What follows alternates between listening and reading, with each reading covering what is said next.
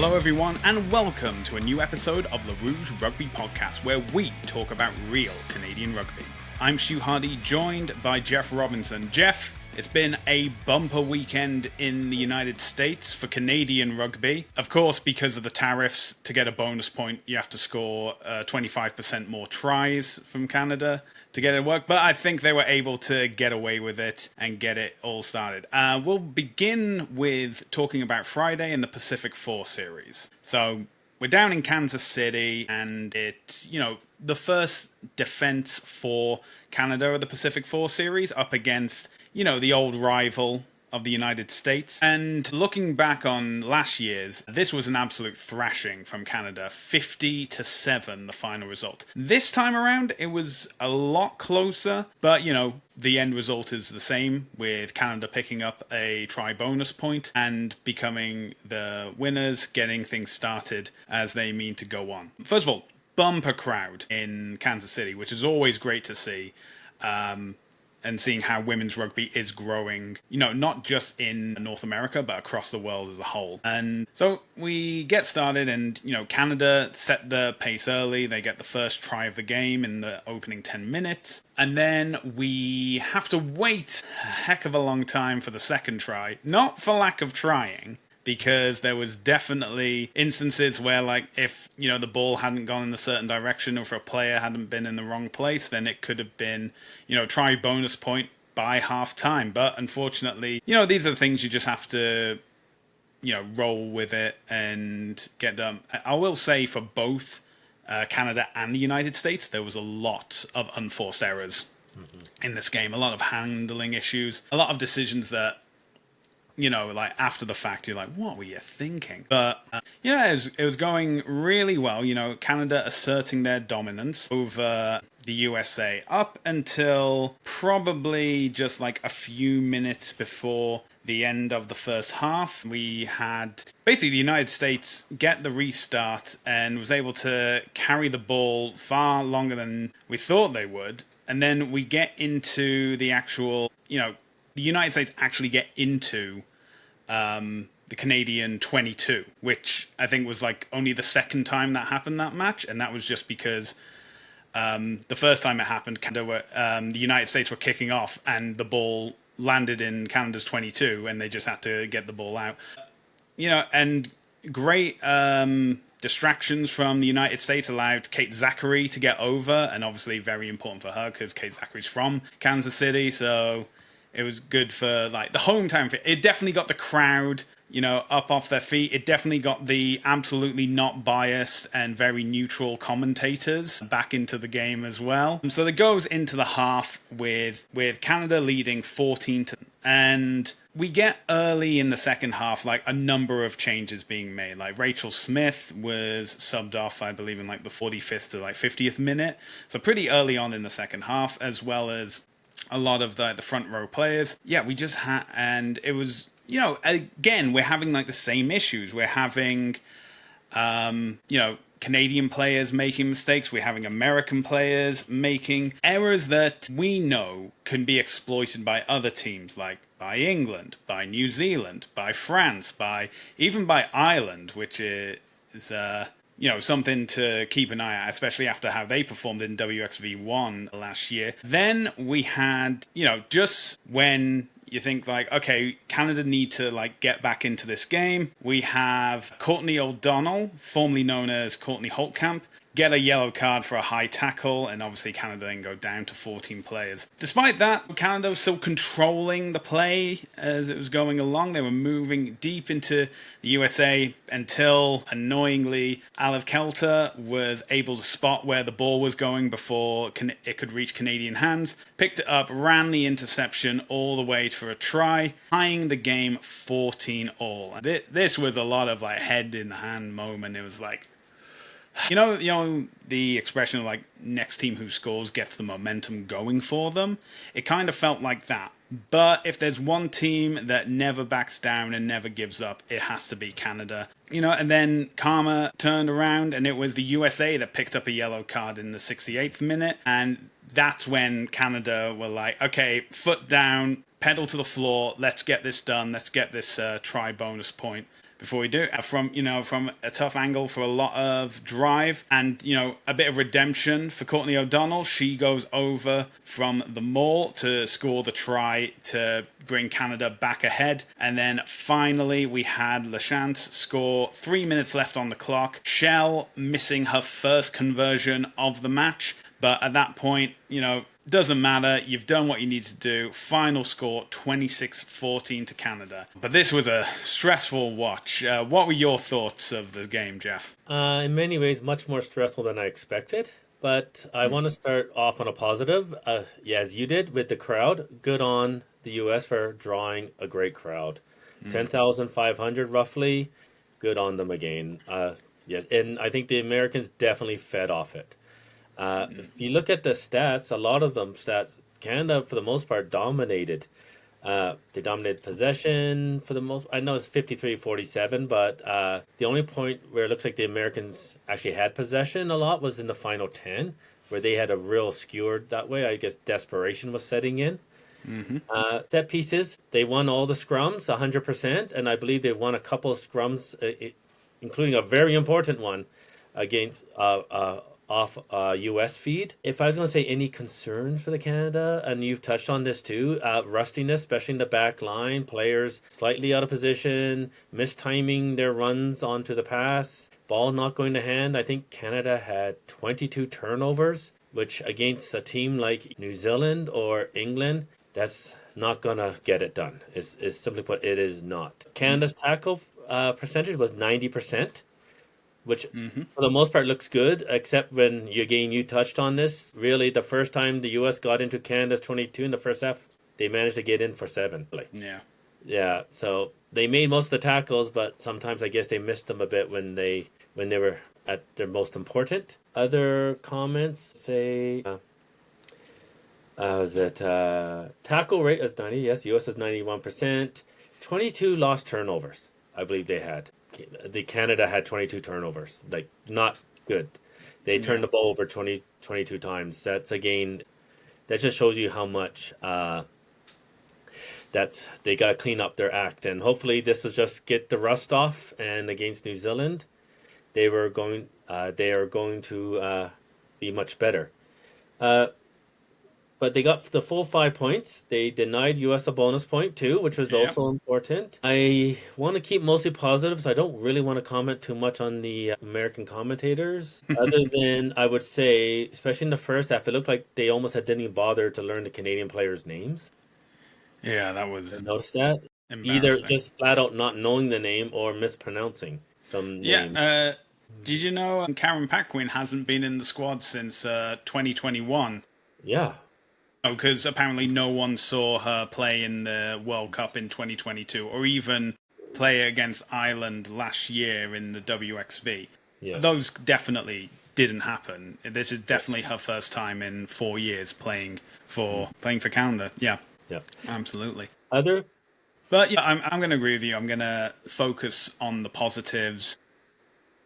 Okay, we have to keep in mind that because of the 7 series wrapping up in the same weekend, which we'll get to in a second, there are players in that 7 squad which are also starters for the 15s as well. So came fully into mind that with this traveling squad with like 36 players, there was going to be instances where, you're going to have to allow other people to start. As the aforementioned, like Rachel Smith, she was getting her first start and first cap for Canada as well. And this is also Alex Tessier's first game where she's like the confirmed captain for the series as well. I think for the majority of it, she kept her head clear and was able to coordinate the team. Even the very neutral commentators were picking up stuff that she was standing at the back and marshalling the forwards into where they needed to be. Great things for leadership from any level of playing. I think, and then there were like a few instances where, like I said, head in the hands kind of thing of like dropped passes, not collecting kits, and knocking the ball on quite easily, kicks being shanked and stuff like that. But this applied to both sides, and I do agree with you. I think neither team has played a 15s game since October of last year, so this is a 6 months since they last all played a competitive match together. So, yeah, definitely a bit of rust in that playing style, but hopefully by the time we go up against New Zealand, that rust will be dusted off. Obviously, the team's already been on the flight to the Southern Hemisphere and are currently, I believe, in New Zealand at the moment, getting ready for their game, not this coming weekend, but the weekend after. And we have to be a bit realistic too. The first 20 minutes was complete and utter domination. And with a bit more luck, the scoreline would have been a bit more out of reach for the US early. And partly you have to give credit to the US. They tackled, their lives depended on it, and they managed to force that mistake at the end. But Canada also had 2 tries disallowed. One, I have to admit, most likely the correct call. I think it was unclear that you could not give it. Second one is a bit more open to interpretation, and I wasn't even sure if the ref was that comfortable overturning the call on the field either. But like I said, at the end of the day, they did get the job done like that. I thought, for the most part, that first 5, Tessier was fairly good at marshalling around the field. It seemed to be once the ball left her hands is when some errors were creeping in a bit more. Pelche, I thought, had a really strong game, as you said, leading the pack. And the pack as a whole, they fronted up and they showed their mettle too. And they did see Canada through at the end. Yeah, so as I said, job done. A win is a win. A bonus point win is a bonus point win. And start as you mean to go on. Obviously, it's the big hitters of New Zealand coming up next before the final game against Australia. But if you thought, you know what, Kansas City may be able to get 10,000 plus people into their stadium, I think that Canadians can rally together and we can get an even bigger crowd to watch the Canadian women play. Do I have some good news for you? So the entire list of games that are currently scheduled to be played, that includes Pacific 4 series, Test series against South Africa in South Africa, and that game against Ireland that we've been talking about the past couple of weeks. Those dates have been released, as well as in Ottawa, Canada playing the return fixture against the USA. This will be at TD Gardens in Ottawa to host this classic fixture. This will be Canada's only home game before the Rugby World Cup in England later this year. And the game will be held on August the 1st, and tickets will go on sale on May the 8th, which is on 2 days from since we're recording, starting at $34.50 plus taxes and fees. The rugby community in Ontario and Quebec and other provinces interested in club travel will be offered the opportunity to fundraise for their tickets and attend the match together via the club ticket program. So, yeah, last time we had Canadian women playing in Ottawa. They produced the largest crowd in Canadian women's rugby history of 10,092. You know what? I think we can beat that. I think this time out we can get the Canadian women out there, definitely to cheer on the classic rivalry of the 49th parallel between Canada and the United States. And, you can never go wrong with a bit of summer rugby. So if you're available to get to Ottawa on August the 1st this year and you've got a bit of a pocket change to get a couple of tickets, now's the time to go and get your tickets booked. So we've gone from Kansas City. Let's head over to LA for the final of the HSBC Sevens series. And before we get into the controversial element that has been plaguing this weekend, we'll start with the women. So their pool had Canada, Japan, Great Britain, and New Zealand. They started off really well, a 26-0 win over Japan. Get things going. Then a 20 win over Great Britain. So, doing well. But then, as always, it's the Olympic champions that came through in the end. 41-5 loss to New Zealand, which had Canada second in their pool and had them going for the World Championship. But their first opponent was Australia, who have just, as we've spoken about in the past few weeks, New Zealand and Australia, definitely the top 2 teams in women's sevens at the moment. And again, it proved to be just too much for the Canadians. A 33-7 loss to Australia had them take place in the bronze medal match against, who else could it be but the same rivalry we've just been talking about, the United States. And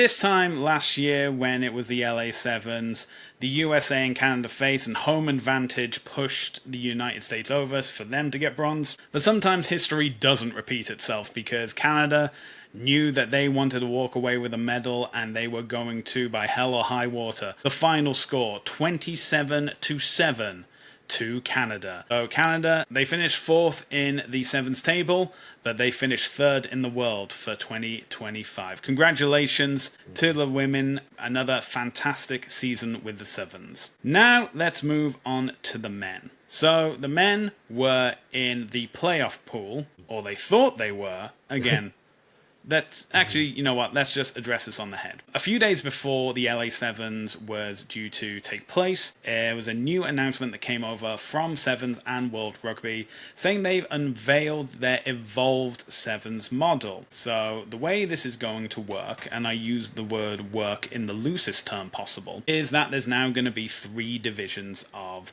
the Sevens series. There is going to be Division 1, Division 2, and Division 3. So for the sake of Division 3, it is basically like a singular round of the Challenger Series. There will be 16 teams, 8 women and 8 men, and these are formulated by a regional Sevens competition. Basically, in this singular round, the top 2 women and 2 men's team will progress into HSBC Sevens Division 2. Now this will be 12 teams, 6 men and 6 women, and they will have 3 stages of their competition. At the same time this is going on, the Division 1 will contain 16 teams, again 8 men and 8 women, and they will have 6 competitions throughout the season.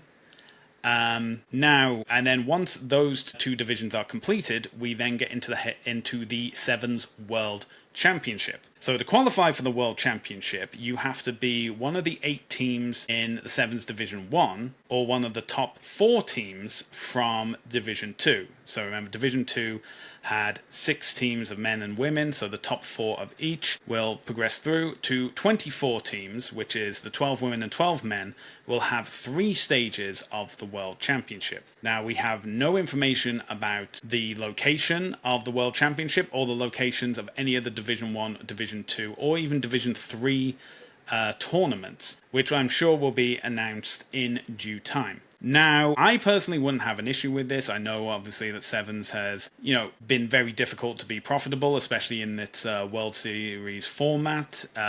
Even before it got rebranded to Sevens, it was notorious that only a few Sevens locations were able to make a profit from the World Series. And so, cutting costs and stuff, if this was going to be introduced for the 26-27 season, then you could have the 25 to 26 season focus on how you're going to, signal like the promotion, relegation, or like which division teams fall into. The problem is that this was introduced, as I said, a few days before the LA Sevens, which means that it was going to be implemented for the 2026 season, despite the teams involved being told that it was the previous format, where the bottom 4 teams of the regular 7 series and the top 4 teams of the Challenger Series would be playing off against each other to determine the 4 teams that will continue in the 7 series next year. So basically, 4 teams that believe that they had a shot of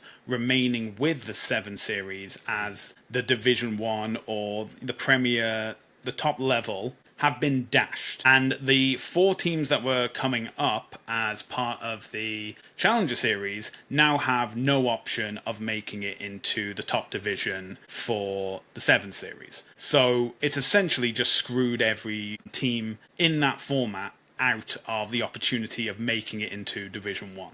And I think that's what the main issue I have with this at the moment is. It seems very unfair to those teams, especially such last minute. Yeah, it's so poorly planned, and yet at the same time, I don't think many people are surprised that World Rugby would pull a stunt like this. It's just what we've become used to. It's like, I swear to God, no one hates rugby more than World Rugby. Honestly, it's ridiculous. It's poorly planned. It's poorly managed. If this information had come out before the start of this season, then I swear that teams like the United States, Uruguay, Ireland, they would all have realized what's on the line is far more significant. As in, if we finish in the bottom four, it doesn't matter what we do. This is it for us. We are out of the top division. Therefore, we're going to put far more effort into it rather than, yeah, we're not doing that well, but we have the safety net of we can at least try at the final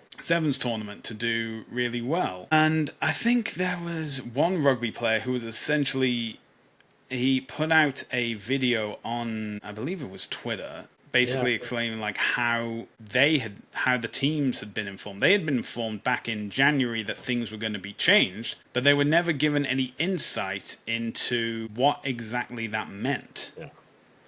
So it's absolutely it's so shameful. It's so disappointing, and yet not surprising that World Rugby have done this. And then to add to the pain of it all is that the Canadian men were then unable to not just reach the top division at all, but because of the format of how it was done, the Canadian men's team were unable to even get into Division 2. I actually believe they actually have to qualify for Division 3. Yeah, Now, that's another kick in the teeth. Will. They will. They have to play, I believe, Mexico and some Caribbean nations to qualify. Yeah, they'll take part in the RAN Sevens, which I believe will be held later this year. But yeah, it was the same format in what they had to do to qualify for the Challenger Series. So it's not a completely novel thing for them to do. But let's go over the results of what happened in the pool stages. So their first game was up against Uruguay, who I think when we were talking about it previously, it's like Uruguay and Kenya were of the four relegated teams, they were like the top two in that format. And as such, Uruguay eager to stay on as much as they could. They weren't, so that was a 24-7 loss to Uruguay in the opening game. However, up next was Ireland, who I think were only just a couple of points above the USA, so they were in 11th. And Canada were able to get the win over them, 19-12. And then finally, they were up against other Challenger Series nation, Germany. And this, again, I think every time over the Challenger Series, it's always been a close game between Canada and Germany. And Canada were able to get it over again, a 22-17 win over Germany. And that placed them second in their pool. Now, I know last year the format was you face like the alternate in the other pool. So first of Pool A would face fourth of Pool B, and so on and so forth.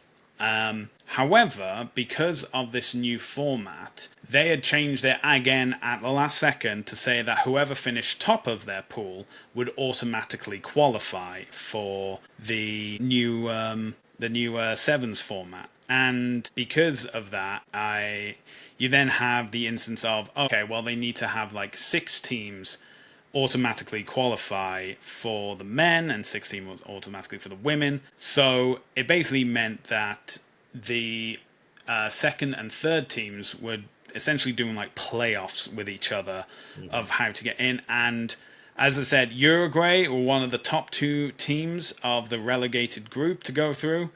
And the other one was Kenya. And of course, Canada drew the short straw and they were up against Kenya. And Kenya, again, securing their place in the sevens format with a 20th win, Canada losing. And that means, yes, they will have to go through this new qualification format from the regional qualifiers into Division 3 of the 7 series to then have the hopes to qualify for Division 2. So, I understand that Canada needed to at least win 3 games and didn't, and as a result they will have to go through this again. If the format was continuing from last year, it would probably mean they would have to do another round of the Challenger Series and then go on to the grand final. But I also feel that because of this format change, it has just diminished a number of teams' opportunity to not only reach the top level, but even reach like this new second division of sevens as well. And its implementation has been so poor that, it just leaves a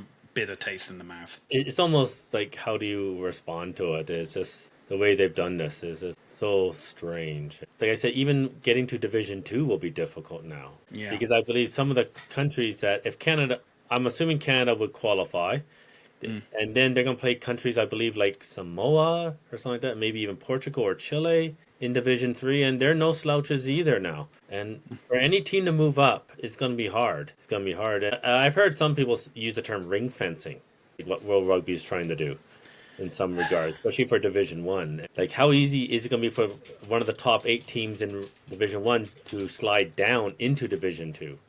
Yeah, I think the more time you consistently play at like the top of Yes.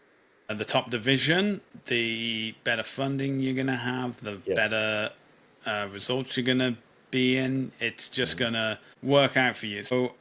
So from the breakdown of how it's all going to go, from the World Rugby website, they said all the teams ranked 9th to 12th, vying for the top 4 ranked teams from the World Rugby.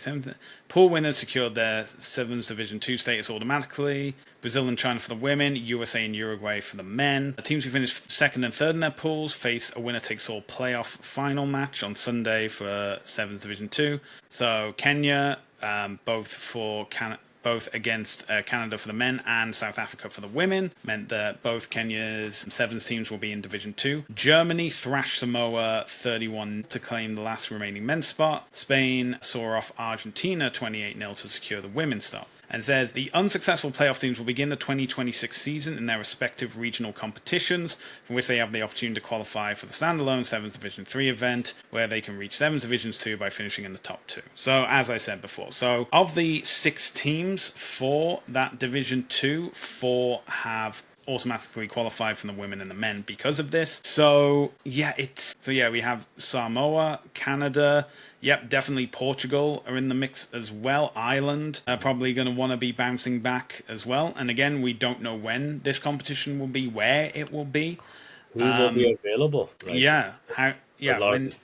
I think there are definitely like a lot of issues with Sevens at the moment. I understand that they want to cut costs as much as they can, but at the same time, ultimately, is like one of the big questions that has to come up is why is there no Sevens event in Europe anymore? Mm-hmm.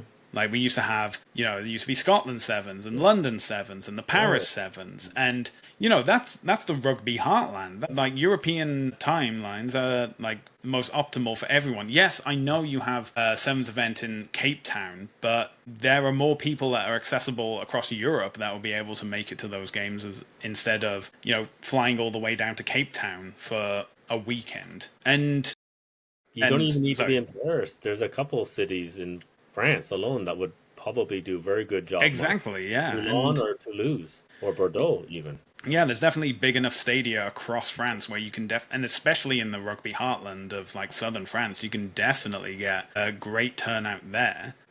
But I think the other thing that just bothers me is that the entire Sevens rebrand was done to align closer to the Olympics format. Now, and I can say it's perfectly reasonable for you to turn around and go, it works for the Olympics because everyone's watching the Olympics at that time, and the Olympics has the resources to be able to host essentially a week-long Sevens tournament, and we can't do that. You know what? I'm more than willing to say that is perfectly acceptable. But then don't start with trying to emulate that format, because now you have like this kind of situation where you just ruin opportunities for other nations to potentially qualify for the Olympics because you keep dicking them around and changing the format on them all the time. So, I know, that's kind of like my mini rant. A little bit bitter that the men's team didn't qualify for Division 2. It was a rough weekend for them, for sure. Yeah, it absolutely was. But again, it'll be the RAN Sevens that will take place later this year. Mm-hmm. The Canadian men should, in theory, qualify for the Division 3 from that, and then that's just one tournament. They just have to pull all the stops out, be the very best they can be the team in be one of the teams in the final. If you win, great. If you don't, doesn't matter. You've already qualified for Division 2. Yes, but yeah, it just feels as though it's just been a bad weekend for the men's Sevens, I'd say. Yeah. So, yeah, you know what? I kind of don't want to end on like such a dour note and stuff like that. So let's talk about positive. We've had the Americans, we've had the Canadians play in the Pacific 4 Series, but coming up this weekend will be the Wallaroos versus the Black Ferns as we get into the second match of the Pacific 4 series. Now, this is the neutrals game because obviously we don't have Not any... neutral for me. Maybe not for our lots of our All Black supporting fans on the podcast. So, but that game will be taking place in Australia, and that game should be available. It is on TSN. I believe it's available on TSN because the entire tournament is. It may be available on Rugby Pass. Either way, we will confirm that on our social media channels when it comes out. And obviously, as we just mentioned, the 7 series has come to an end, so that's not available at the moment. But if you do want to watch any rugby this coming week, MLR games are available on the Rugby Network. The Premiership and URC is available on Sportsnet. And I know you've been watching the Champions and Challenge Cup, and the final will be in a couple of weeks' time. That will be available when it comes out on epcrugby.tv. And if you enjoyed this episode, be sure to check out more, as well as our written pieces, on our website, rougerugby.ca. You can also find our podcast on Spotify, and you can find us on our YouTube channel at The Rouge Rugby. Make sure to like and subscribe and hit the bell notification to stay up to date with all our videos. We're also available across social media, including Facebook, Twitter, Instagram, TikTok, Threads, and Blue Sky, all at The Rouge Rugby. Jeff, where can people find you on social media? On X at VUP Rugby Jeff. And you can find me across social media at Hardman, spelled H4RDMAN. Well, that's where we're going to end this episode. Jeff, thank you for joining me, and thank you all for joining us for another episode of the Rouge Rugby Podcast, where we talk about real Canadian rugby. We hope you can join us again next time.